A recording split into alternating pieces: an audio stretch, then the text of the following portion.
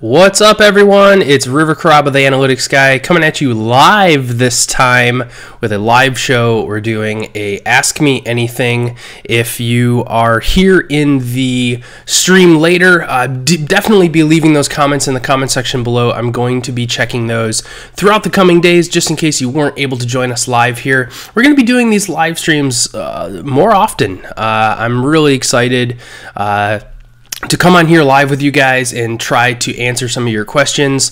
In some cases, we may do some channel reviews, whether that's today or in the future. And we're going to experiment at what time works best for everyone. So if you're watching this in the review, at least let me know in that comment section below or in the chat which days you'd love to see me do this. As you know, I work full-time at the agency, so I'm going to try to do a time that works best for everyone. So we got some people coming into the chat here. We've got Allison, who's our moderator today, so thank you for that. We got Sophie back here with moral support. We've got Joanne. We've got the Doberman guy. We've got S. Marquis C. Hello, everyone. Thank you and welcome to the live stream today.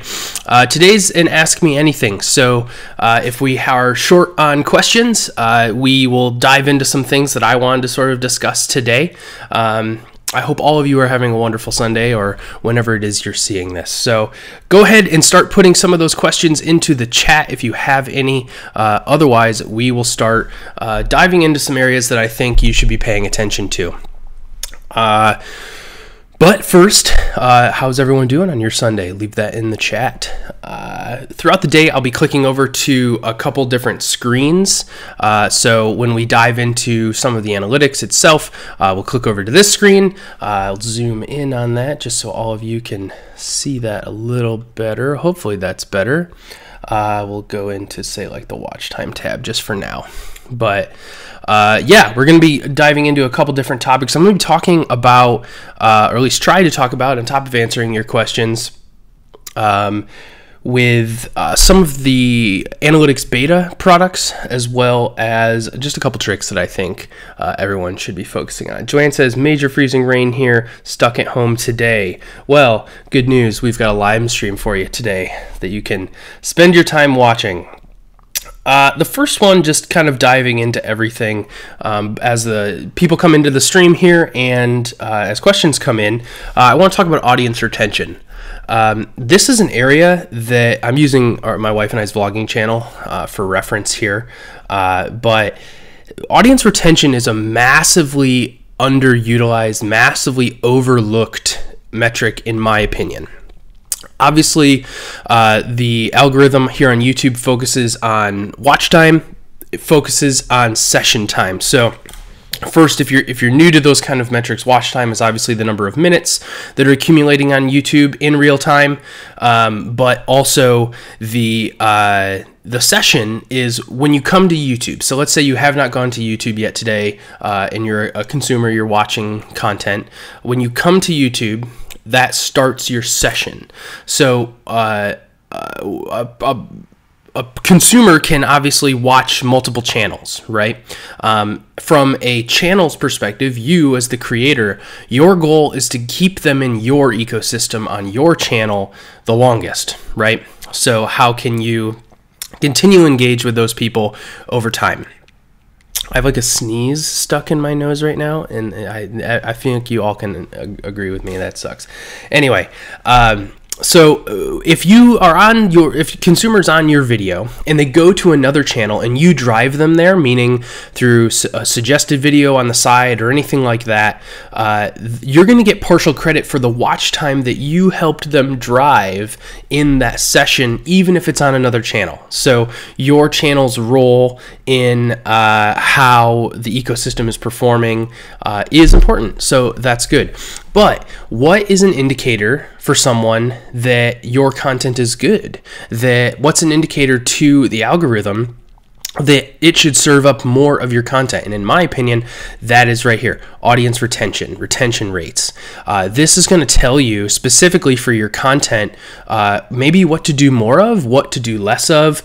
This is an area that I think people should be paying way more attention to, because let's say for some of this retention rate, and we'll click around in a couple of my videos that I have here, you see a steep drop off typically this is happening in the beginning of people's videos, that means that we need to change something, right? What happened? Did we lose interest? Did the thumbnail, was it clickbaity in the sense of a negative way of like someone was expecting something and then came in and it wasn't that, and so they left right away? What you want to see, ideally, I think a really common question is like, what's perfect, right? Is a fairly even line. I'm not saying that that my channel here is perfect that I have up, but you want to see a consistent retention rate, right, throughout the video, and ideally that would be a high percentage. So let's just walk through what this chart means first. So what we have here is obviously over time. This is our retention rates. I'll click into a specific video. So we'll just click on this one here. It'll play the preview below for you down here. And you can see just for this one over time, it's a slow decline. So naturally you're going to have people taken off in your video, and that's fairly normal. But where you see these little bumps, right? You can go in, click to this point, and what were you talking about at that point in the video? That might be a really good indicator, because when you see a bump in retention rate, that means that people either skipped ahead to that mark or they rewatched that content. Okay, so particularly if it was something good that your audience is really liking and that people are rewatching that, that's a really good indicator for you that keep doing that. Whatever that is, keep doing that, right? And typically it is where people are rewatching, because arbitrarily people just skipping ahead, they skip at different rates right ahead if they're going to do that. But the bumps will be the rewatch, so maybe you said something good in that case. You also have this relative retention here. So if you look at this, this is where people are coming and going throughout relative in your video. And obviously paying attention to that average duration. So this was a really long video, almost 19 minutes. Average duration for everyone that came in was 31%, which is right about 6 minutes of the video. So if you're paying attention to this, looking for videos that you can figure out what the kind of best content is in terms of what you're showing your audience, I think that's a super important one. All right, we'll take the first comments coming in here before we jump back into this, and obviously we can keep discussing some of this if we need to later. The Doberman guy says, just got the new impressions click-through rate on the studio beta yesterday. Yeah, man, that's awesome. I'm really excited to dive into that, make some videos about that in the coming future. I'm really interested to see how people think that data is helping them, and obviously it has the click-through rates, particularly about the thumbnails, to see which ones are driving your clicks through, is a super powerful tactic for you to learn what your most effective thumbnails are and what are those elements. Test it, maybe do some A/B testing. But I do fear a little bit that it might be a little dangerous, because you know, YouTube has come out pretty strong in their language recently around purposely, you know, dramatizing or, you know, purposely deceiving people with clickbait. And what that metric is going to do is obviously encourage people to do whatever gets that click-through rate up the highest, which I think in some cases is going to be the more dramatized, clickbaity kind of things. So we'll see. S. Marine says, I hate clickbait videos. The topic advertised generally features for 5 seconds to 10 seconds minutes. Yeah, for sure. You know, I think a good title and a good thumbnail is by definition clickbait, right? But in the sense that somebody wants to click through. You want to encourage someone to differentiate your videos from the others to get someone to watch. Now, the trick is, and I think it's all in your intent, right? Is your intent truly to try to deceive someone to get the views, to get the clicks? Or did you simply put something in the title and the thumbnail that is actually you're gonna pay off in the video? I think that's where we get some debate, right? Of whether those things are positive or negative. And ultimately, it's up to YouTube. It's up to YouTube to decide whether it is positive or negative. So I think we typically need to be like pretty safe when we do that. But yeah, that's great. Joanne says, I really want to do this. You should. You should.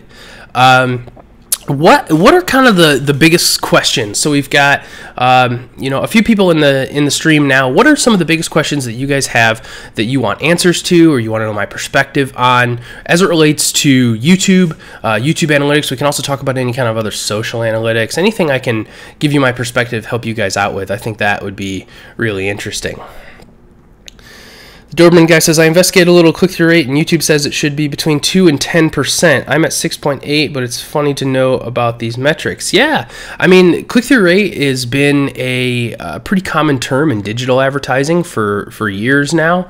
It's something that I would say is pretty low funnel in terms of important metrics that you can look at in the digital space.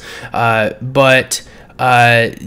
this is a really good start to start measuring the actual effectiveness of our titles. When you said it should be between 2 and 10%, I would say that's likely created from a norm, right? So YouTube has gone out and analyzed this data on the back end to see what is the average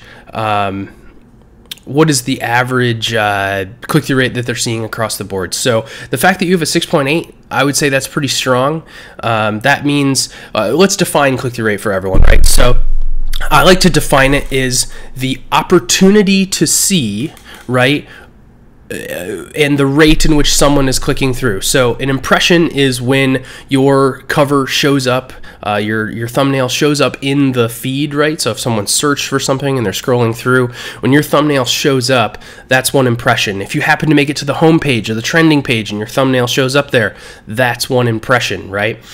If you're the same person, right, and you see it on the trending, you see it on the homepage, and you see it in search, those are 3 impressions if you saw it 3 times, right? It doesn't deduplicate that based off one unique person. When you see that opportunity and then someone clicks, that click-through rate is that. It's the clicks over those impressions. So, yeah, I think that's really strong. It's like normal. Yeah, for sure. So I am going to go ahead and start picking up some of the views on my side, the views that I want to show you guys, that is. I will say that not all views are available in the analytics beta based on what they know are going to be coming through just yet. So I will click over again to the stream. Here we go. So this is the analytics beta. For those of you who don't know how to get to it, if you look at, I'll actually go back and show you guys how to get there. Going back, this is live. Woo! If you're in your analytics section and you scroll down to the bottom, this little blue card down here that says YouTube beta, go ahead and click on that. And then that takes you to the actual beta product. So this is hopefully where they hope to drive the analytics section. Now, I will say that there are a lot of videos and video metrics, let's say, that are not available in the YouTube beta. Now, I know there is a feedback section down here on the left that you can provide some of that feedback. I would definitely encourage you to do that if you are a creator. Let them know that what you want to see in there. And then there's all of a sudden a ton more views in here. So let's go over to that Discovery tab right now, actually.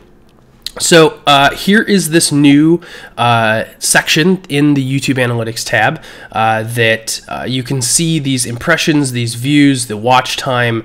They put that average duration in here, and then they have that click-through rate. So for my wife and I's vlogging channel, we have about a 5.4% click-through rate. So Doberman guy, you're killing it. You're beating us, that's for sure.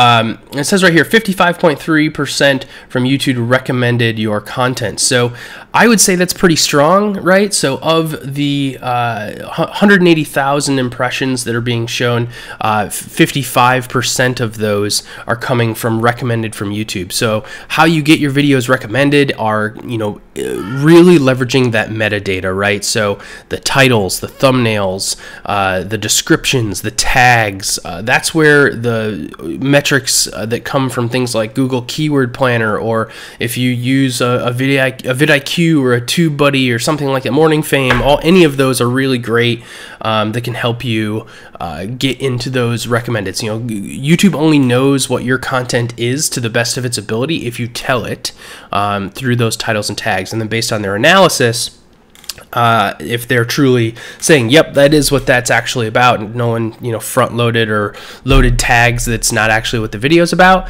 that's where they start to promote your video. All right.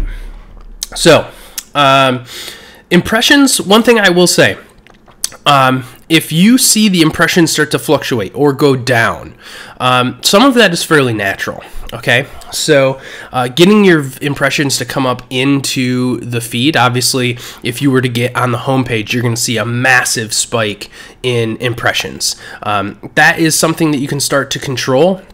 But that's where you just want to be careful. The Doberman Guy says, River Curiosity, 88% of my traffic is suggested by YouTube. Doberman Guy, that's fantastic, right? So that means YouTube is suggesting your videos likely after someone is watching a different video. So I would say you want that video, that percentage really high. So the fact that it's 88%, that is great, but it's a sliding scale, right? So that means that your organic search, so people that are, you know, typing in, you know, I'm going to make this up for you, and I'm just going out on a limb here. So like Doberman dog in organic search and then clicking on your video, that is in the percentage. If you go to your traffic sources in your YouTube analytics, that is where you'll see the breakouts. So work on your keyword strategy to try to get your organic search up with TubeBuddy. Maybe do some non-intuitive terms, right? So sometimes people like to do the long tail. So, you know, I don't know what an example would be off the top of my head for your particular content, but if you did a longer tail keyword, sometimes that's more specific, but there's lower volumes. But what are other creators doing on the platform? What are other things that people are searching for? So go to Google Keyword Planner. That will tell you the volumes in search for topics around and the adjacent terms in your category. And that's based off Google and YouTube. You can specify and really start to learn which terms have the highest volume and get the organic search up. What makes you passionate to create this type of information content on YouTube? I know you work in analytics as a profession, I think at least, but doing that day to day, so why do it here? Great question. I absolutely am passionate about people who have skills, or people that have a talent. I'm not trying to say I'm the most talented analyst in the world. I'm not trying to say that I even have great skill, but I have progressed in my career and achieved a level of success and have a level of knowledge that I think other people can benefit from. So in this space, there's all kinds of ways that people can monetize this or consult or do you know, very bespoke things, and my position right now is that, you know, I'm very comfortable in my professional world. That gives me a leg up. There are not that many other creators that are in this space that are making this informational content on YouTube and how to succeed from an analytics perspective that actually work in marketing analytics, digital analytics, in the advertising space. You know, being on the advertising side of this gives me a unique perspective and to help creators and how they communicate with brands and get those deals and make money and succeed on YouTube. So I believe that if you have a set of skills and you can help someone else in any way, that could be you're really good at building fences and you can help your neighbor build a fence because they don't know how. Anything like that, I am so passionate about. If you have that skill and you can help somebody else, even just a little bit, you know, all the stream, you know, we've got some people in here who've been talking about 20 minutes so far. If I help one of you, just one of you with one thing, then it's worth it. It's 100% worth it because human experience is done individually, and I'm just passionate about helping people if I can. So hopefully that answered your question. It's not about money for me or anything like that, because if all of you know watching this stream, it takes quite a while to get to a point on YouTube where it becomes profitable in terms of the time that you spend. So this is just my passion. I love it. So great question. Thank you. All right. Let's keep going through here in the analytics beta. Please pepper the questions in as you guys are coming in into the chat, and I will answer those as they come in. I'll kind of stop and go with different things that I'm doing. I want to talk about playlists really fast. So we'll just click it back over here just so I can talk. So playlists are another massively underutilized tool here on YouTube to getting your watch time up, to getting more views. And a lot of people use Twitter or Facebook or things to share their latest video, right? You just publish a video, and you're grabbing the link from that and you're throwing it into Twitter, or maybe you make a bit.ly or a Google shortened link, which are going away, by the way, and you share that, right? Don't do that. Put it in the playlist and organize them so it's the most recent first, right? And then share that playlist link, right? And the reason why you do that is because when someone clicks through to watch your latest video, maybe some people really look forward to seeing your content on Twitter, and that's how they're notified, especially in some of the lack of notifications that have been coming in YouTube lately. When you share that playlist link, it'll drive them, if you have the most recent video set first in that playlist, to that video first. They can watch that, and let's say they missed your last couple videos, it will automatically by default take them to your next video. So at the beginning of the stream we were talking about session time and watch times, right? And you want to get someone to spend the most amount of time with your content as possible. Do that. When you put your cards in your videos, put links to the cards that are playlists in your videos. So that means somebody they have to click out of your session, right? After they watch that content. It's going to keep going to the next video, the next video, the next video of your content on your page. So if you can enable someone, pull out all the stops as to why they would leave, or what video YouTube decides what the suggested video is. You know, sometimes YouTube suggests your own video as the next video, and that's fantastic. But a playlist starts to put game into that system, and now the next video that it's going to show is whatever's next in your playlist. So as you share out those links, that's a pro tip for you. Use playlists, organize them accordingly. If you have a lot of different types of content that you like to produce, put very specific playlists together, because if I'm coming in looking for cheeseburgers, right, on your channel, if that's what you talk about, I don't know why I came up with that, and the next video is about pizza, and I just am looking for cheeseburgers, have a playlist about cheeseburgers. All of your videos that are about cheeseburgers, put them together. All of your videos about pizza, put those together, because the people that come in for pizza will be all their pizza content and to their heart's content, if that makes sense. So insert topic with whatever is relevant to you, basically. Guys, this is great. We're dropping some good tips here. Keep the chats coming in. We've got a moderator in the chat as well, so if you guys need to, if I skip anything, we'll try to have the moderator go in and answer some of those questions for you. The other thing that I've put up some videos recently about on the channel here is about live streams. So just like this, live streams are a really great way to get watch time on your channel. For instance, you know, we've been live for like 24, 25 minutes right now.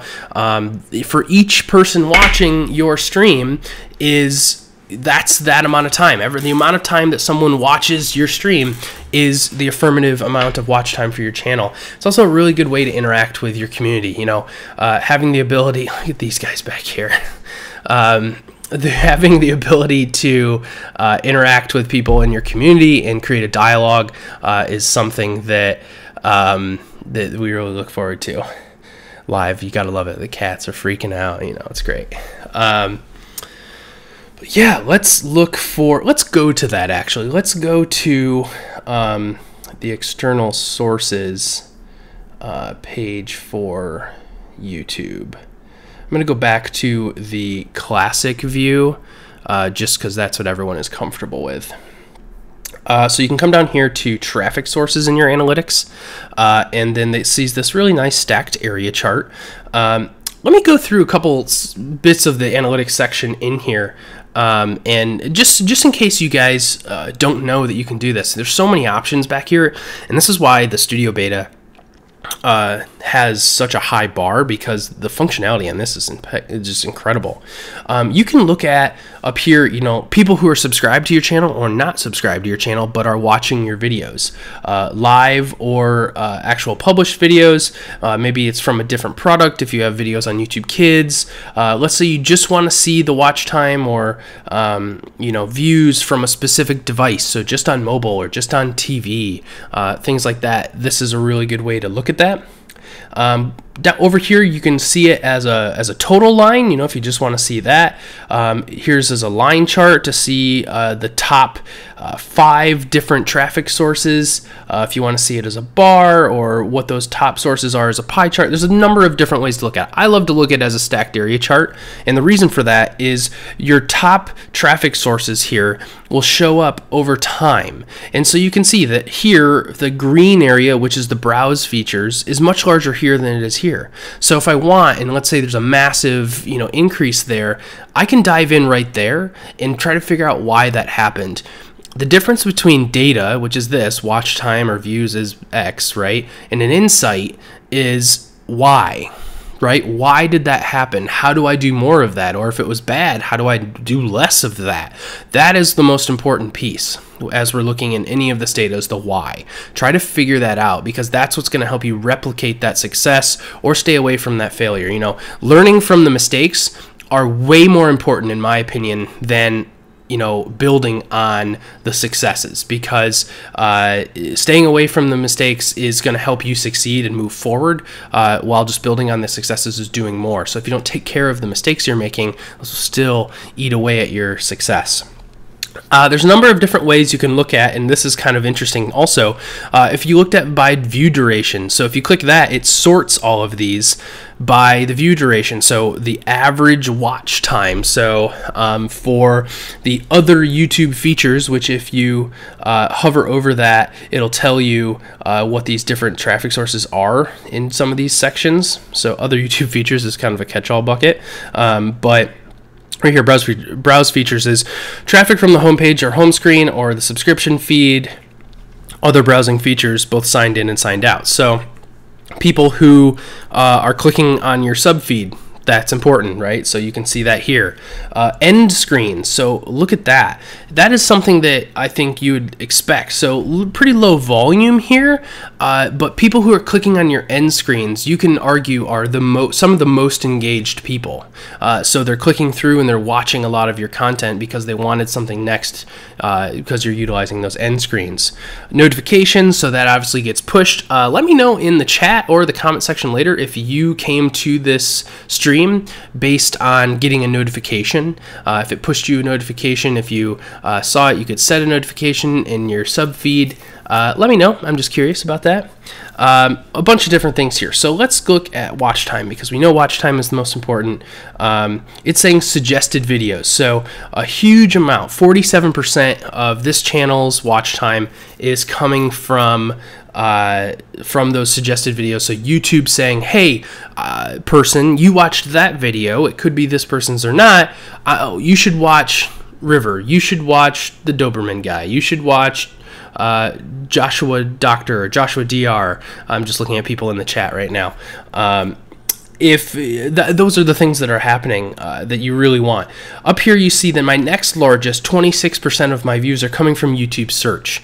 That is fantastic. That is exactly what you want. That YouTube search, it means that those keywords, those tags that you're putting in your videos are what people are searching for. Your video is coming up in the feed or in the search feed, and then someone is clicking through. So if you're doing YouTube search right and tagging your videos using that metadata correctly, and then in the beta looking at that impressions and click-through rate, you can see that, boom, you're capturing them in search, and then second of all, with your thumbnail and title enticing enough to get them to click through. Trucker BB, Brian, what's going on? Says, sometimes I make videos with copyrighted music. That just means I can't monetize, right? I don't have the copyright strikes yet. Well, Brian, you definitely don't want the copyright strikes. Let's talk about this for a minute. That's a really good question and topic. When you use copyrighted music or music that you have not paid for, let's just leave it at that, make it simple. if you haven't paid for that license, then it could be claimed by another person. Sometimes when you use that music, and it's up to you whether you choose to do that, some people don't have their channels monetized at all, nor do they care about it, don't have any plans to. So when you upload that video and you have reached monetization status, meaning that you can make money from the partner program, if that video is claimed by another person, they can go about it a couple of different ways depending on how they want to do it. Because it is their content, their music, even though it's chopped up or part of your video, they can take partial credit for it. They could let it pass entirely, or they could take exclusive credit for it. So depending on how the copyright claim is adjusted in the back end. If they're willing to let it go, then you can monetize your video. If they want partial credit, that means the ads that run on that video, which YouTube will let you do, will rev share between the two of you. And if they claim exclusive rights to it, that means all the revenue that the advertising gains on your video is going to go to them. So how you avoid that are using, YouTube has the audio library that has a bunch of free music in it and free to use. There's also services like Epidemic Sound. Epidemic Sound I use for my vlogging channel and my more creative videos that I'm making, not that these videos aren't creative. Actually, the theme song that's in the beginning of every Analytics Guy video actually came from Epidemic Sound also. So really good resource there. Not really sponsored by them or anything, and by not really, I mean definitely not. But it's just a really good tool if you can spend the money on it. I think it typically runs about like $100 a year or something like that, which is a lot of money for some people. So it's just a choice that you have to make. I think if you're definitely at the point where you're monetizing your channel and you have some money coming in, I always run on like, if the money coming in can offset the money that you're willing to shell out to make your content better, that's a good spot, unless you're relying on those funds to obviously support yourself. So just consider that. But great question. Doberman guy says push notification on mobile, but came using the desktop one. Love it. You got both, and now you're in here. Brilliant. Answering questions. Colin, hey, Colin, what's going on? Colin's part of our Vlogger House crew. Joanne says yes. So love it. That was a really good question around copyrighted music. Also, something that's going to happen for some of you that maybe haven't reached the monetization status on your channel yet, but when you reach that, which is the 4,000 minutes or 4,000 hours of watch time, 1,000 subscribers, the watch time in 12 months, is that you may have videos that obviously weren't monetized, but then now are. It will retroactively go after you and ding you on that copyright, but you weren't able to monetize before, so that's how you didn't know. When you get a copyright claim, unless it's an egregious kind of stealing of someone's content, and I'll let you guys be the judge of that, and someone flags your content as like, hey, this has been stolen or something, you're not going to get a strike on your channel, so don't worry about it. It will send you a notification saying, hey, this is copyrighted, and you can choose to appeal it if you think that was an error, but just know that. Right now, I only use the Studio Beta for two things: get current watch time, update sooner than the Classic, and see the new metrics. Yeah, I mean, I think that YouTube is going to roll it out exclusively. So, like, this is going to be their new product over time. But just like anything, it will, it's going to be slow to roll out. People are going to resist it. People are just inherently resistant to change. So I imagine we'll see more and more things go in. Brian says, I never appeal. Yeah, if it's not yours, don't appeal. Because then if you are claiming it, that's where strikes can come in, because if you're saying it's yours and it truly isn't. Do you think creators use these resources enough? I had no idea of all the stats a creator can look at besides using previous mentions. Clickbait, thumbnails. Do you think they utilize other tactics enough? I don't think so, and I'm biased that I am the analytics guy, and so obviously I pay attention to a lot of these metrics quite a bit.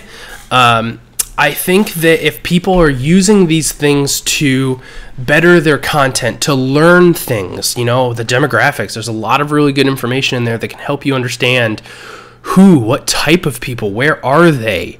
Some people, just when they get to a certain size, want to do like a meetup with their community or different things sometimes, internet friends become real friends kind of deal. You could look at where the people are watching your videos from to see where the highest concentration of your viewers are coming from. And if it happens to be nearby you, then great, you can do that, or you can go to that other place. It's just really interesting. It's just so many nuggets in there.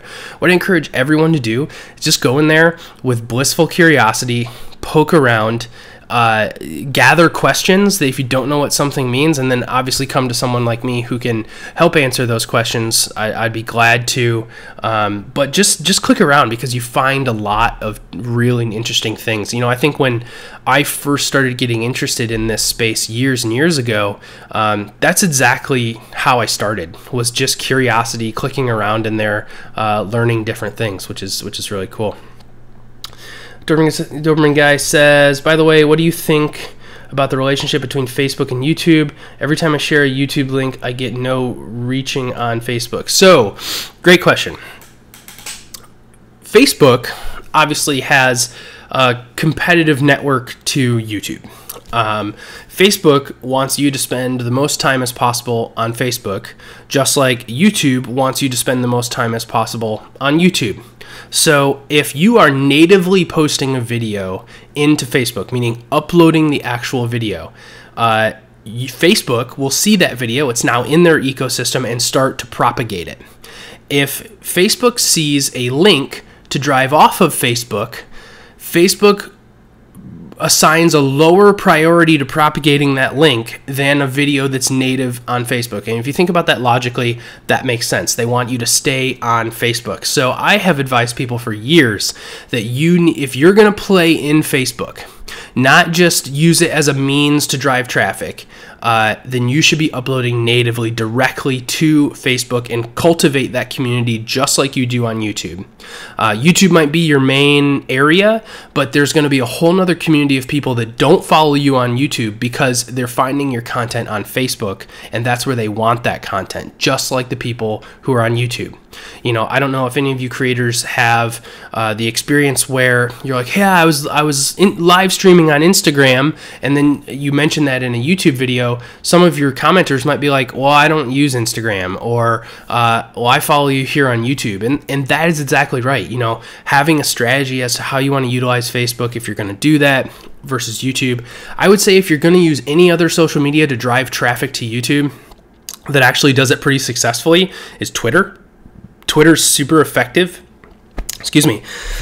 at driving traffic in an acute manner to your YouTube videos when you publish those links. And remember, use the playlist links like we were talking about earlier in the stream. That is something that I would highly suggest. So the relationship between YouTube and Facebook, obviously it's like a frenemy kind of thing, I can assure you, but they're two very distinct and great products for sharing content as it relates to you as a content creator, but you need to approach them similarly in terms of there's a community over here versus a community over there.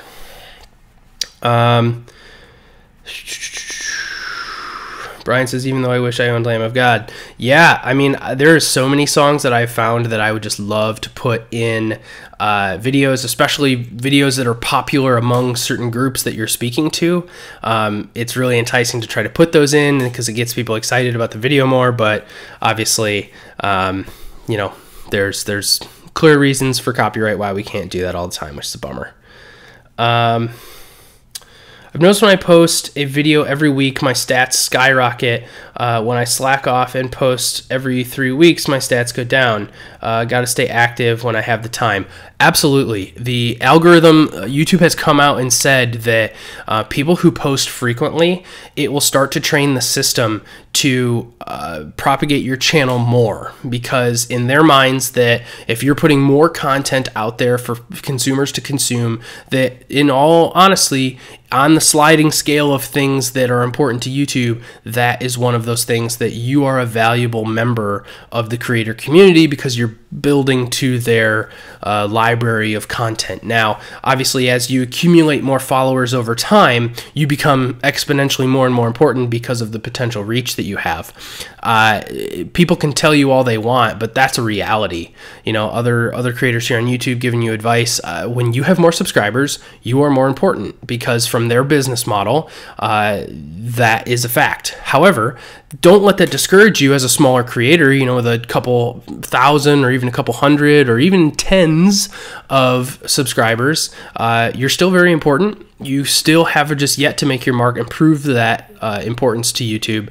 And this whole kind of micro influencer movement is really real. You know, you'll have these big creators doing brand deals that brands are really excited to work with, but it's the smaller that have the really tight-knit communities that people convert faster in those brand deals. So don't let that discourage you. Colin says, heart Twitter. Doberman guy says, yep, Twitter even plays YouTube players outside of Twitter. Yep, which obviously is a big deal. Facebook used to do that. Yeah, so obviously that is the whole idea of, part of it is letting outside providers into Facebook, and then the other bit that I was talking about earlier in terms of keeping people on Facebook with Facebook's content. Yeah, YouTube and timeline is amazing. No pressure on anyone to click away from what they're doing already. Exactly. I think that for Twitter specifically, right, how Twitter approaches this is you'll let them watch the player. And yes, that's a view for YouTube, but how they look at it from a business sense is at least you haven't left their platform. That after that video is over, you'd theoretically keep scrolling and staying on Twitter and consuming content and ads and everything else. So exactly right, Colin, good call out. That's just a different business model approach. You know, I think that Facebook views it differently, and that's fine. And I think that is what creates the different flavors of the different platforms, which is fantastic. Guys, these are awesome questions. Keep them coming into the chat. If you are watching in the replay, don't be afraid to leave those in those comment sections below, and I will answer all of those. This is an AMA, so I'm here for all of you. If you guys have questions, don't be afraid to ask me the tough ones. I will do my best to give you an answer. Over the last kind of month or two, I've been laying low. I haven't been mentioning it. If you are 43 minutes into this live stream, then obviously you are one of the chosen few here on the Analytics Guy, and I really appreciate you. In the description below, I do have the Creator Spotlight Submit link. What that means is here over time, we'll be accumulating creators in that Creator Spotlight, and then in future videos. I've been kind of taking the month off from that just to accumulate some submissions. We've seen them coming in recently, but check out that link in the description below. Let me know if you want to fill that out. What we'll do is we'll take a look at your channel, and if we pick you, you'll be featured on an Analytics Guy video just to help spread the news about the good work that you're doing on your channel. So a little plug for that Creator Spotlight. Doesn't cost you anything, nothing like that, just creators helping other creators. So that's what we're named the game is here. Kids v Dad says we're about to have 500 subs. You'd only get around 8 users watching our live streams. Is this the norm, or if you have a lot of fake subs, how can you get more subs to watch during our live streams? So great question. Through this live stream, we had a dozen or so people coming and going. You know, we only have a few hundred subscribers as well right now. We're growing at a great rate, small but mighty. That is very common. Okay. Trying to think about it like scheduling a meeting, right? Imagine of trying to pick a time for your whole family or all of your friends to get together, right? Every friend that you have to pick one time at one place to get together.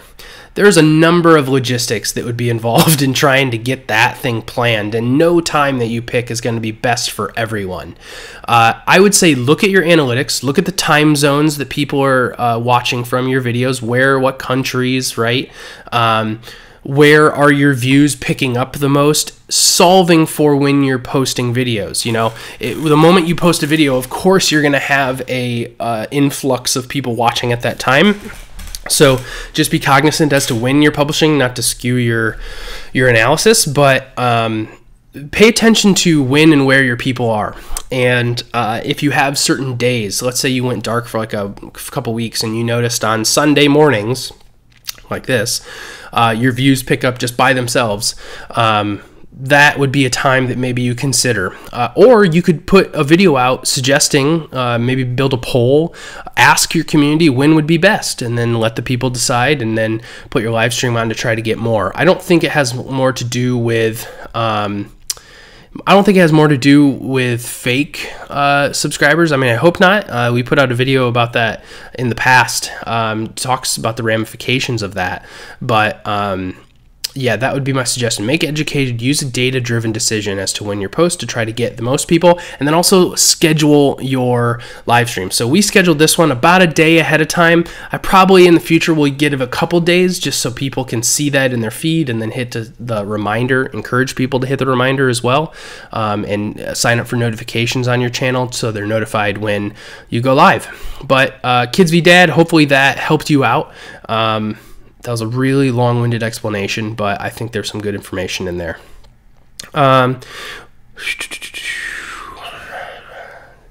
Reading the questions here.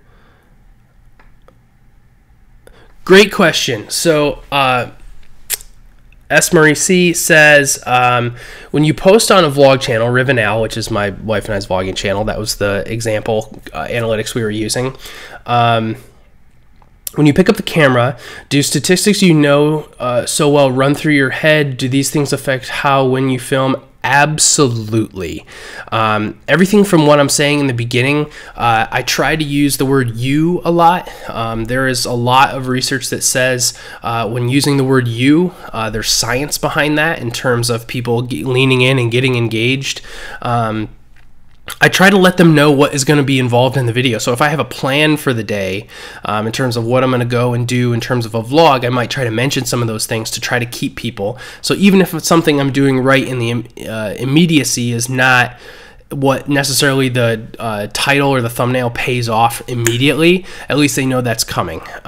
So I was having a conversation, actually, I think with Colin, who's in the chat right now, the other day about when I film, I also am thinking about how I want to edit that. That's just me. Everybody's different. Sometimes people have shot lists or different things. Sometimes people just like pick up their phone or their camera and they're just like winging it. Do whatever you think is going to help you in your creative process. Some of the more fun videos I've ever produced have been done like that. So no pressure, just check that out. But yeah, definitely if you have certain statistics, if you know your audience is from a certain place or is made up of a certain way, you can speak to them more specifically. Let's say that 99.9% of your audience were women. You can obviously speak to them in the way that they prefer. So great question.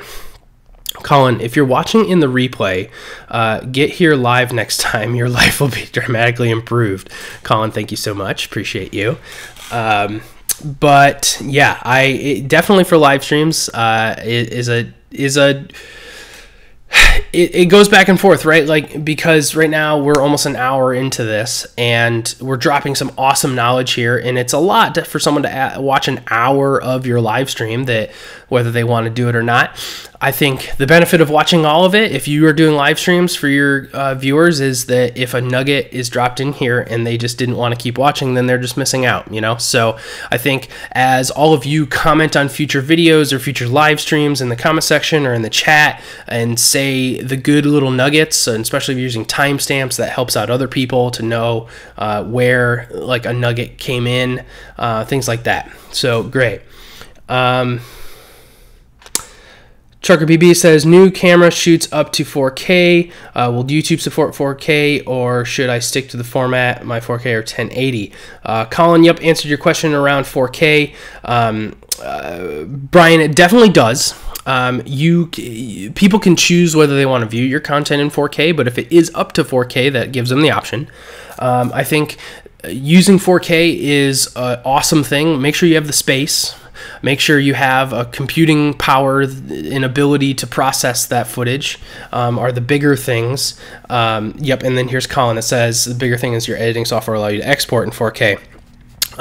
Brian, I don't know what you are using for your edits, but yeah, make sure it is doing that. Otherwise, it's all kind of just lost. Now, if you're shooting in 4K, but then rendering out of your editor at like 1080, right, you will have a more crisp 1080 picture. That's a fact. Hopefully, we're going to be upgrading to 4K soon on this channel. We're using 1080 right now, which is fine, and it's sort of crisp, but a little fuzzy.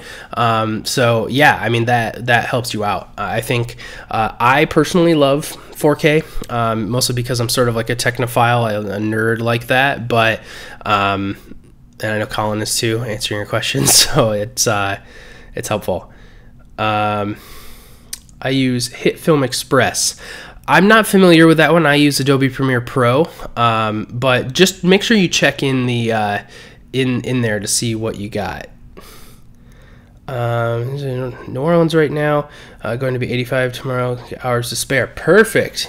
Take some of that time, look into that, because definitely don't do anything that's gonna like mess up your flow. You know, I think the biggest thing when producing content is producing the content that you love and that your audience loves, right? Because they came in for a reason.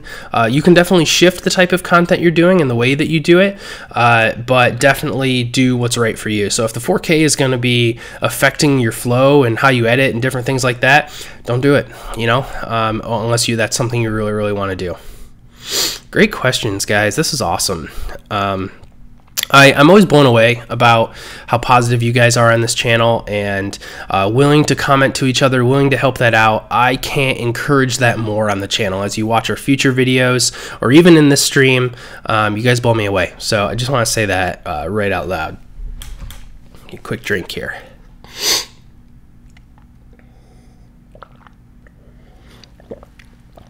All right, keep the questions coming, guys. This is great.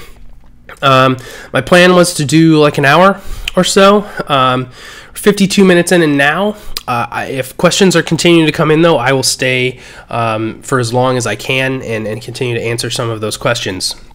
If we want to go back into diving in on analytics, or if you just want my opinions on some of these different things like cameras and such, be my guest. Keep it coming. You and Al need to post more. Brian, we have been daily all but today, right? We posted one yesterday, I think. Yeah, I think, or it was Friday. I think yesterday we took yesterday off, but we've been daily, man. You need to catch up. But yeah, we do. That effort has been because we have been dark so much. So we're going to be posting more on the vlogging channel. We're going to be posting more on the analytics guy too. I love it when I get your guys' questions because then I'm answering specific questions that can help you guys out, not just what I think would be the most beneficial. I'll continue to obviously put out videos that I think that are going to be helpful, but then obviously your user submitted questions are just gold. I love those. Maybe I should check my bell. Yeah, check that notification bell. Also, for you guys, there's been so much. We made a video about it recently about the notification system on YouTube. It's been kind of buggy lately. They, in YouTube's infinite wisdom, let's call it, they have decided that when people check the notification bell moving forward, it's going to by default give them what are called occasional notifications, which means if they haven't watched your videos every once in a while, it'll give them an occasional notification. They have to deliberately say that they want to be notified every time. Now, if getting them to subscribe wasn't a good enough indicator that they want to see your content, that they now have to check the notification bell and then now say that they want to receive all notifications. Oh my goodness. I mean, it just seems like the barrier is pretty high when some of these things could have been just intuitive. The only benefit of this occasional notification bell is it's actually going to push notifications to your viewers who aren't subscribed but watch your videos often. It's going to be pushing them a notification, which is super great. That is a fantastic addition, but you think that if someone just clicked the notification bell, they have to be subscribed to do that, and it would just give them the notifications all the time. Then they could innovate with the occasional notification so people aren't. So make sure you encourage your audiences to not only subscribe, but if they do, click the notification bell. I know it's kind of annoying, and there are some creators that don't like to talk about that, and because they feel like they beat up their audience a little bit, which I agree. It's terribly annoying as a creator to have to remind people to do that, not because you want them to sub, but because you're just, if they do subscribe, you just help themselves get your content, which is just terribly annoying, like I said. So yeah, great points and questions. I'm going to go, if I don't see anybody else coming back in. Oh yeah, from the time when there was no subscribers at all. Yeah, it's innovating for sure, and they're trying things that work better or worse and innovate. There's no doubt about that. Do a collaboration, Brian. I would love it. Need your editing skills to make an intro. We can talk about that for sure. For all of those who are in, Trucker BB is actually related to me. Brian is my cousin, so that's why we're speaking so candidly. So let me flip back over here to the analytics section. Just to click into a couple different views and use some things that I think you guys could use for. So first one, we're going to go to those end screens, okay? So the end screens are, if you're not using them, you should, absolutely. So at the end, that's where you can put a link to people that are featured in your videos, or people that can watch specific videos or playlists, or click out to websites. You can put those in your end screens. They appear in the last up to the last 20 seconds of your video. And I just want to show you here. So just in the last 28 days on my wife and I's vlogging channel, they have accumulated 69 clicks. That means at least 69 views, if they didn't keep watching, of someone watched my content that if I hadn't put these there, I wouldn't have accumulated. So you can imagine that if you're starting to just put these in there and make it an option for someone, it's a no-brainer. Why wouldn't you capture those? There's different elements down here that you can look at. Some of the best ones to put in your end screens are what's called most recent and best for viewer. You can see as you look at these different element types down here, just look at the clicks. So best for viewer, I would say that 9 out of 10 times, best for viewer is always going to have your highest clicks, because what it's doing is it's using their algorithm to understand that consumer, that viewer, what do they like to watch, and what is the most relevant video in your library that you could serve them to get them to watch. And so naturally, when they see that in there, if you check the box for best for viewer video, it's not a specific video. It's just going to pick one of your videos for them to watch. Now that might be massively out of order, but hey, at least that's an option. So click here. It's such a fantastic thing to use. You can start to learn which elements are being the most successful. So these different videos there have the most clicks, and what you can learn that is the most effective for doing that. There's tons of different things by date, by device type, just a ton of really interesting information. So if you're not using end cards, please just do yourself a favor and do it. So powerful, and like I said, it's just something that's there that you can take advantage of and get more views from it. Just subscribe to the vlog, hit the notification bell, and it said you'll get all notifications. There was an options button posted for me to change that. Yeah, absolutely. That is where you can see what notifications you'd like to receive, if any. And also, thanks for subscribing. That's really awesome. Cookie Man Boy says, hey, what's up? Leg Life. We run our end screens for 10 seconds. Is there any benefit to running the full 20 seconds? We always include the subscribe button, best for viewer, in our end screens. I think it's completely up to you. If you have, what we typically do on my vlogging channel is we'll have like a static screen that comes up and do that. I think if cards are actually done right, put your cards in your video before the video actually ends. Now I give that suggestion, and I'm not doing that myself, just because I'm neurotic and have a way I like to do it. I think if you have that as well, you should do exactly what works for you. But that way, when you say, all right, bye, and then it goes to your end screens and your end cards, people are automatically clicking out because they're like, oh, well, I've potentially seen the other videos and this video's done anyway. If you're like not even starting your sign off yet, if that's what you do, and those cards come up, you're going to get higher subscribe rates. You're going to get greater click-through rates of those suggested videos or whatever the tiles that you're putting in there, because they're still watching. You still have that captive audience that's watching through to the end. So that would be my suggestion. If it's 10 seconds or up to 20, like I said, that you're able to do there, completely up to you. I like to keep them, give them as much time as possible so it solves just for if they look away or if they have another screen up or different things like that. It's just a really good opportunity. So yeah, try it out, and most importantly, test it. Try it out, what works for you, what's not, and then innovate. Doberman says, I have reduced mine to 8 seconds, increased my average watch time. Yeah, that's actually another point. So if you have like that end card screen, great point, Doberman guy. If it's 20 full seconds of just someone that could potentially click on a card and it's not during the video, the rate of views is going to drop off there, right? And now that is going to lower your average retention rate, your average view time, stuff like that. Great insight from the Doberman guy there. Thank you for sharing that. Yeah, so Doberman guy came back in here with another comment about how his videos are fairly short, 3 to 4 minutes. It doesn't matter. For your cards, if you have a 5-minute video and you put a 20-second card in there or end screen, that's fine. You can do that. It's completely up to you. It's just how you want to choose to engage with your audience. I would say that do what feels natural as you as a viewer watching your own content.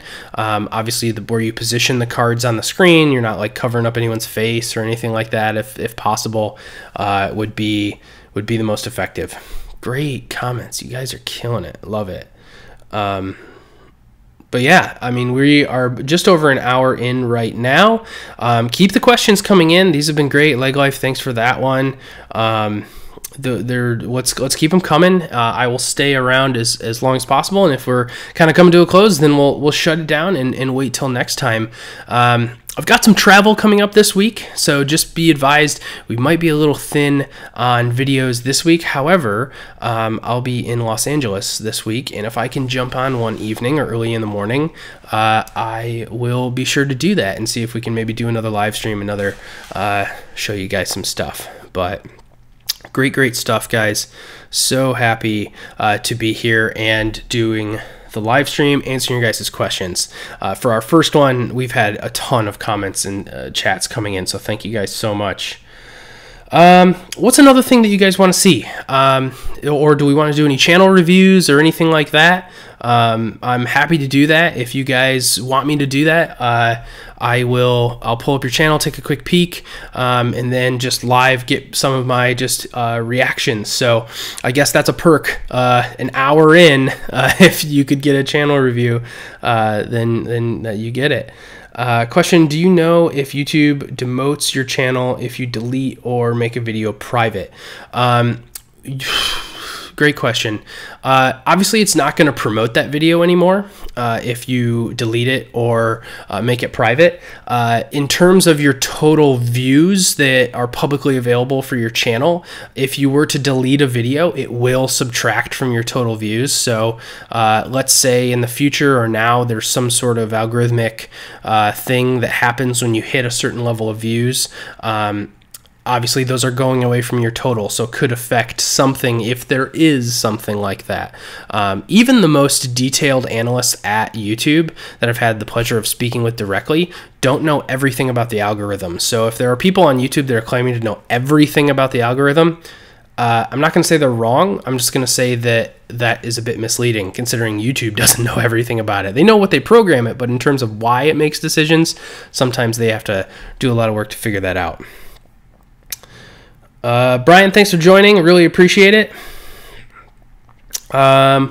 But yeah, that's a great question on whether they promote or demote your video. Now, based on if your videos are not safe for advertising, that is a different category altogether. So what we have seen them being YouTube make a position on recently, which is a big move, is that, and we saw Tom over on the Creator Insider talk about this the other day, to which he gave the analytics guy, us, a shout out on Creator Insider, which is so cool.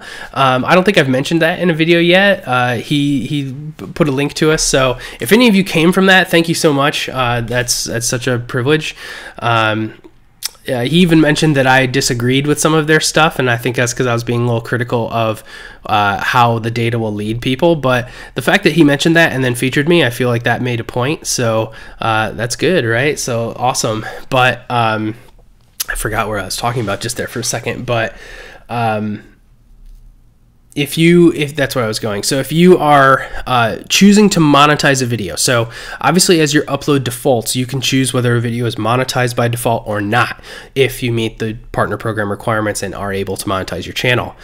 If you say, yes, I'd like to monetize this, and then their system flags it for not suitable for advertisers, and let's say you review it and you're like, no, this should be able to be monetized, they review it and they find it still not advertiser friendly, YouTube has said that they will suppress your video.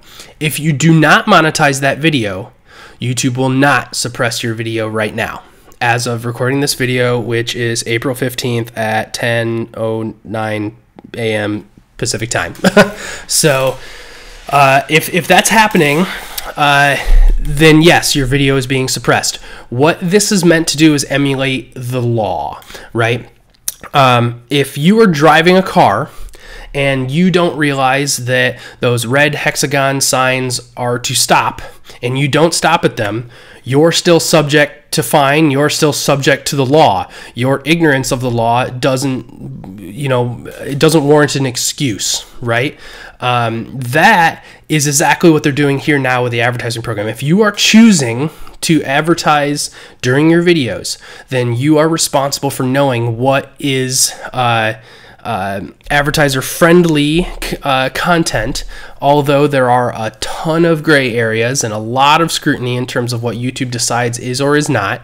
There's definitely some innovations, hopefully in the works, that some...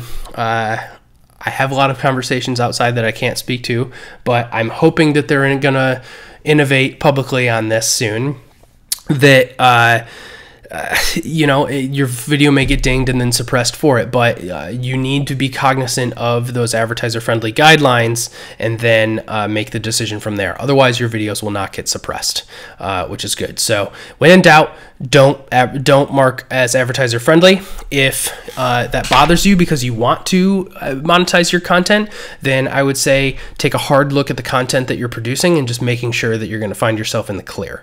That's my best thing.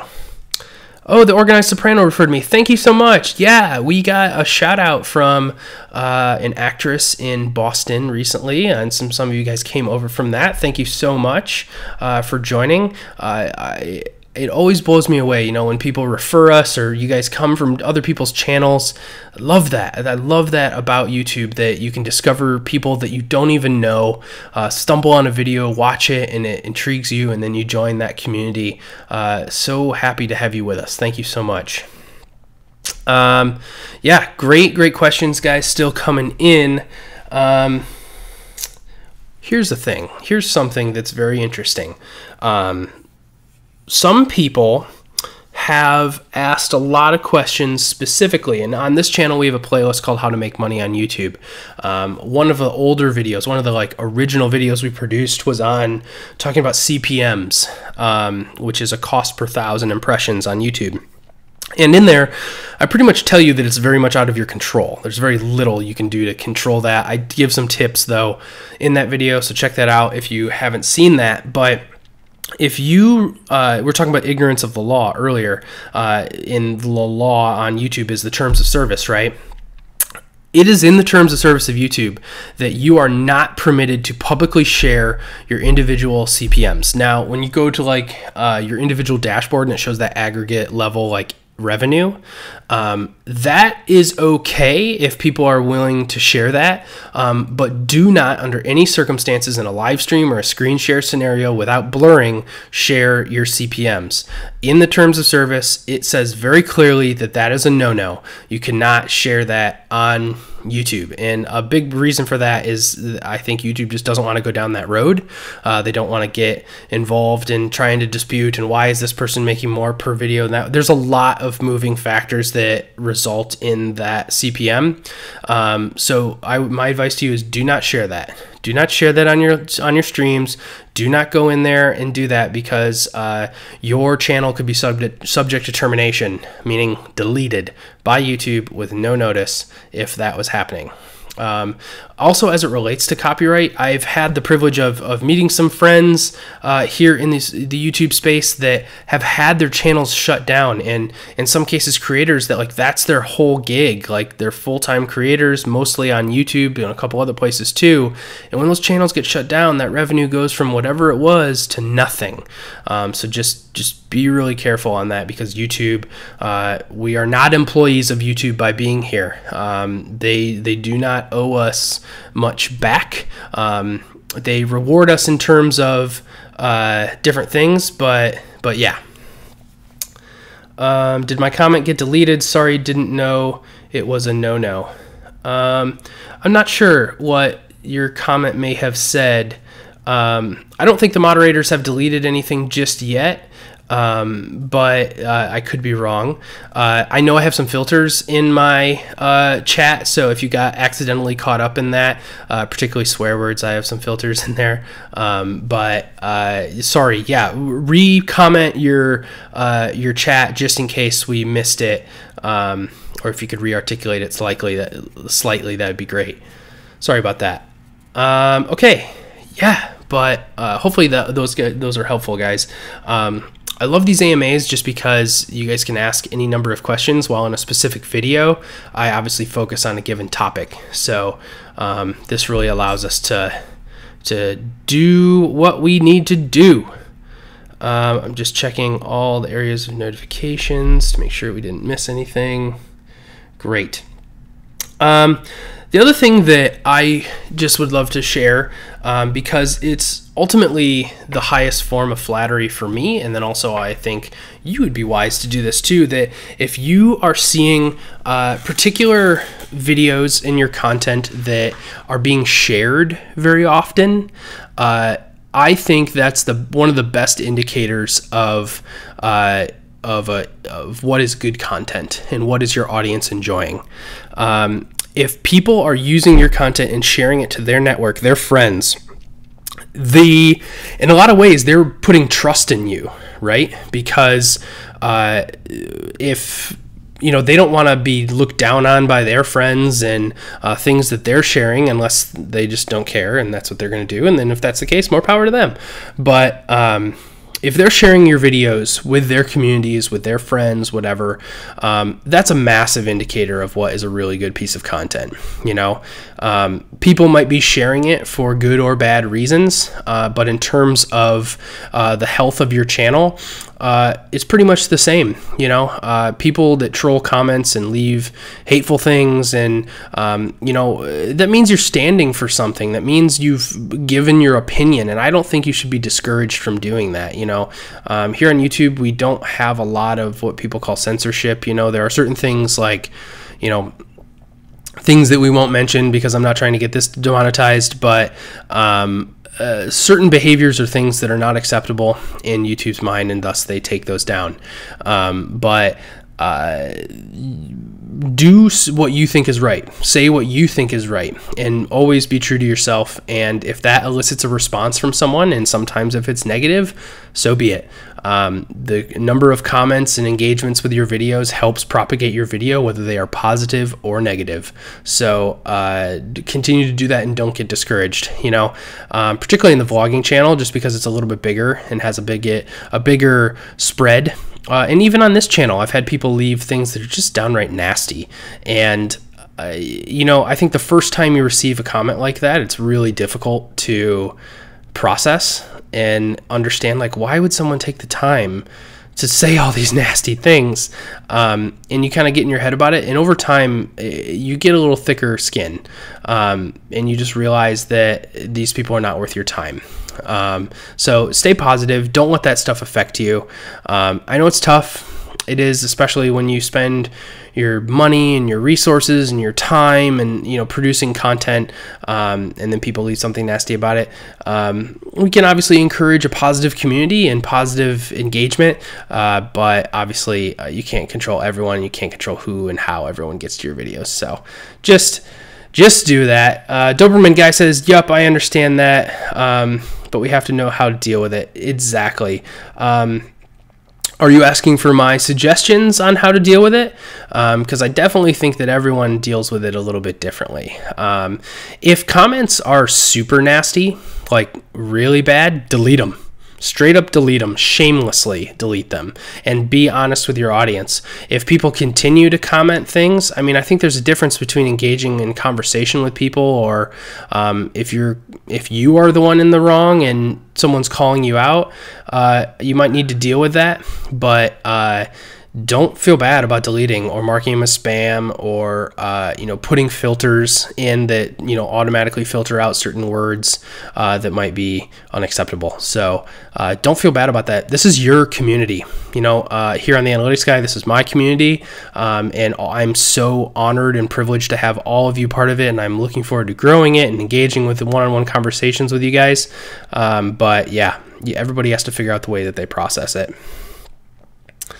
I accept negative comments when they're constructive, but I think it's you shoot down or ban trolls. I don't have patience. Shadow ban trolls. Yes. Definitely do that. Cool. So I mentioned, and probably one of the last things we'll do in this live stream, just before I have to let all of you guys go, is we can do some channel reviews. Maybe if you want me to take a look at what you've got, and maybe give you some pointers or suggestions, or maybe just tell you you're doing everything right. Let me know if you want me to do that. At this time, I will go and do that. Obviously, it's relevant for everyone, because a lot of us do some similar things here on YouTube in terms of how we structure things or we organize things, and some of my feedback would be helpful. So if you want to do that, let me know now. Put that in the chat or in the description below, and I'll give you some feedback in the review, in the comments, if you're interested in that. But yeah, after we'll do a handful of channel reviews, or up to however many are coming through until we have to sign off, and we will go from there. So leave those in the chat. I am just going to get this pulled up on my end.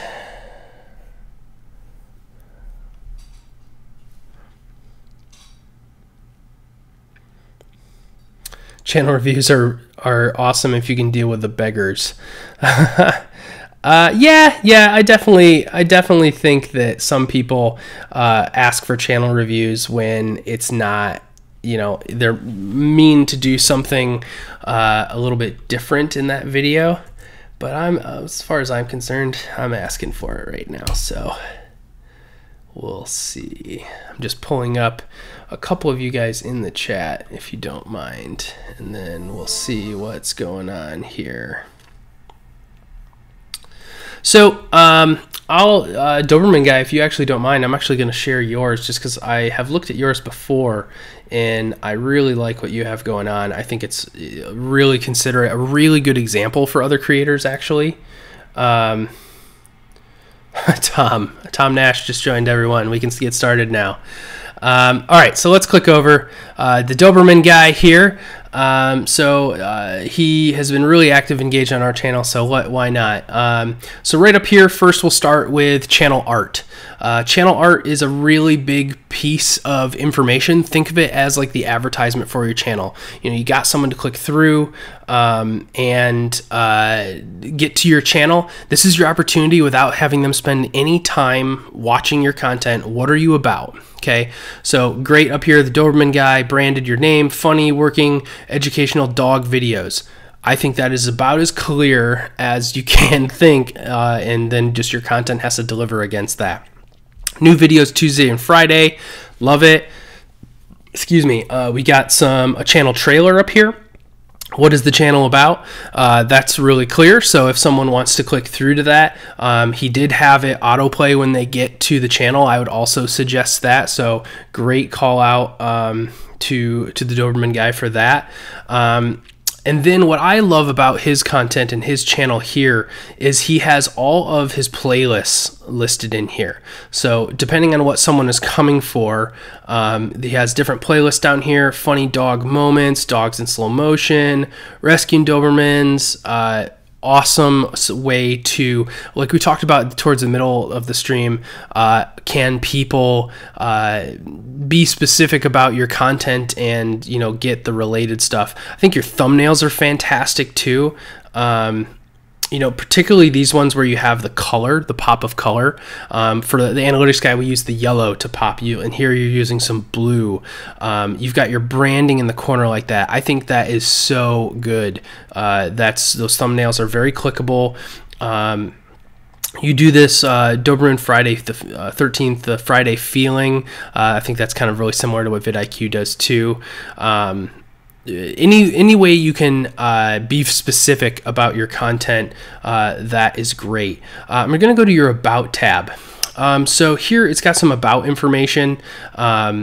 The thing that I would suggest in here is maybe get a little bit more information in here. The description of your channel is also metadata. So just like the titles, thumbnails, descriptions, tags of your video, the description of your channel, that's why you can see channels rank in search too on top of videos. So put a little bit more here, do some keyword research of what your content is typically about across a lot of your content, and put a little bit more here just so you can come up and search for a few other things. That would be one of my only suggestions for you guys. You got the discussion tab, that's good. So if you want to post any comments there. Other than that, this is a really good example, guys. Definitely pay attention to the Doberman guy, and if you're interested in his content, go check him out. Definitely, he's in the chat down below in the comment section of a lot of our videos. Go check him out. Great, organized, can learn a lot there. Let's see. Just reading through here. River, talk about removing external links from the About section as a way to increase your YouTube promotion. So I think what Tom is looking at, Tom is actually in the similar category as the analytics guy. So in terms of helpful information to grow your channel, so go check out Tom if you like. Tom and I are likely going to be doing some sort of collaboration soon too. So just a preview there. Tom, I don't know if I wasn't supposed to say that, but things to look forward to. But what Tom is referring to here is talking about removing external links. This is highly debated on YouTube, and what I can give you absolute confirmation based on the testing that I have done is that the fewer links that you have in your description, YouTube does seem to promote those videos more. Obviously, like we talked about earlier in the stream, YouTube wants to keep you on their site as much as possible. So if you have a ton of external links in your description, that's where you don't. I don't want to mislead you. I think that some external links in your description are absolutely imperative to the model that you like to propagate. So whether you use a kit or affiliate links, or if you choose to put your other social media links in there, I think you should feel free to do that, but only use the links that you want. So a good example of that would be, let's say you use like a kit.com for all of the gear that you want to use. Put the kit.com link, because that's one link, rather than like 72 affiliate links that go to Amazon or wherever, because then that starts to negatively impact your SEO value, your search optimization on YouTube. So that's what Tom is talking about here. Tom, thanks for the comment and suggestion. That's a really good one. I definitely think that you should do that. I like the idea, or I missed one. I don't use social links at least till I get 100,000. Great. I like the idea of a P.O. box in the About tab. Yeah, if you do use a P.O. box, I would say if you don't have a P.O. box, be careful about posting your home address. If you have precautions or different things involved in terms of security and you want to do that, that's on you. But a P.O. box, if somebody wants to send you a letter or thank you or whatever, that's a cool way to engage with your subscribers as well. Vero seems to be dying, by the way. Can we say RIP Vero? What do you think? Just got verified there. What a shame. Yeah, I mean, Vero is not the first social platform that has come and gone, right? I think Vero is definitely on its way out. I think there was some data concerns that were going on there on top of everything that's going on in the social media world right now. Data privacy is a big thing. We got GDPR coming soon in the European Union, so that will be coming in May. That's going to change a lot. Countries like the States, which I'm in right now, are probably going to see that and make some changes from there as well. But Vero, I gotta be honest, I never jumped on that bandwagon. I didn't, not that you're a bandwagoner, Tom. I didn't see the commercial viability of that platform. I guarantee if I would have seen Facebook in the beginning or Instagram in the beginning, I probably would have said the same thing about that as well. But given that these platforms are so well established, if they're not doing something that completely differentiates them, like when Snapchat came out, the disappearing messages and all of that, I mean, was so new at the time. That's why they were here. So I think that if someone is differentiating themselves, they have a really good chance.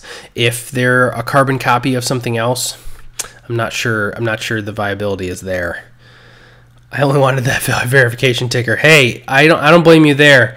The day that we get verified on YouTube, either of us, is going to be a happy day, that's for sure. So I do not blame you. Guys, I think we're going to go ahead and call it here. We're about almost an hour and a half in. Thank you so much for joining the live stream today. It has been such a pleasure interacting with you. We're going to be doing this more and more often. If you're watching in the review and you watch this long, you are the real MVP because it wasn't a live interaction the whole time. So thank you so much. Leave those comments below. Let me know your thoughts, how this went in the comment section below.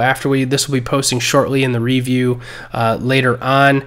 But I really appreciate you guys. Thanks so much. Go check out any of the other creators that we've discussed or had the opportunity to put in their comments in the chat today. I'd like to thank them all so much for their engagement, and we will see you in the next video.